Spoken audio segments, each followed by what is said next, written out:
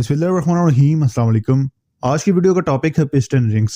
Piston rings क्या हैं, ये किन टाइप्स की होती हैं, इनके नेम्स, कौन सी रिंग का क्या काम होता है, अगर रिंग्स खराब हो जाएं तो क्या सिम्टम्स जाहिर होंगे, ये सब डिस्कस करेंगे आज की इस वीडियो में। तो आइए शुरू करते हैं। 4 स्ट्रोक इंजन के पिस्टन के साथ आपको 3 रिंग्स देखने को मिलेंगी जिन्हें पिस्टन रिंग्स कहा जाता है। इनमें सबसे ऊपर वाली रिंग का नाम कंप्रेशन रिंग है, इससे नीचे वाली का नाम इंटरमीडिएट रिंग है और सबसे नीचे वाली रिंग का नाम ऑयल रिंग है।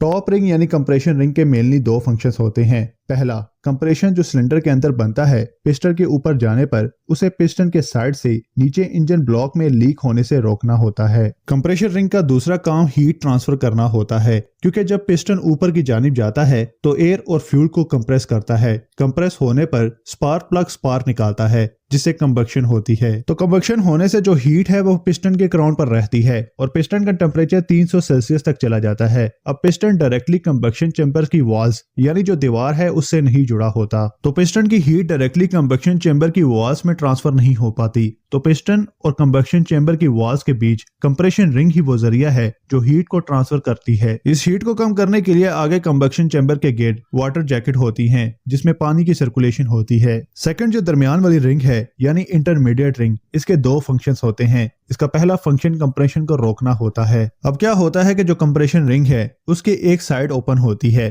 तो कुछ कंप्रेशन उस साइड से लीक होकर नीचे की जानिब जाता है, तो इस लीक हुए कंप्रेशन को इंटरमीडिएट रिंग रोक कर रखती है। इसका दूसरा फंक्शन इंजन ऑयल को जो सिलेंडर वॉल्स पर जो थोड़ा बहुत रह जाता है उसे स्क्रैप करना होता है, यानी दरमियान वाली जो रिंग है वो ऊपर और नीचे वाली दोनों रिंग्स का काम करती है। तीसरी जो रिंग है उसका नाम है ऑयल स्क्रैपर रिंग, यानी इसके नाम से ही पता चल रहा है कि ऑयल हटाने वाली रिंग। इसकी बनावट ऊपर वाली दोनों रिंग से अलग होती है। इसकी बनावट की एक खास वजह होती है और वो है जो इंजन ऑयल जो नीचे इंजन चैम्बर से कंबक्शन चैम्बर की तरफ आता है उसे हटाना होता है। लेकिन ये ऑयल वापस डायरेक्टली नीचे की जानिब नहीं जाता, क्योंकि जो पिस्टन और इसके साथ जुड़े कनेक्टिंग रॉड है ये दोनों कंटिन्यूसली हाई स्पीड से मूवमेंट कर रहे होते हैं। तो जो चीज हाई स्पीड से मूव हो रही है उसे उतनी ही ज्यादा मिकदार में लुब्रिकेशन की भी जरूरत होती है। तो पिस्टन के अंदर होल्स दिए जाते हैं। ऑयल स्क्रैपर रिंग ऑयल को स्क्रैप करके इन होल्स की तरफ ट्रांसफर करती है जिससे पिस्टन और कनेक्टिंग रॉड को लुब्रिकेशन होती रहती है। नेक्स्ट बात करते हैं कि इन रिंग्स की कंस्ट्रक्शन कैसी होती है, उनके घिस जाने पर क्या क्या सिम्टम्स जाहिर होते हैं। इन तीनों रिंग्स के बीच एक गैप दिया जाता है।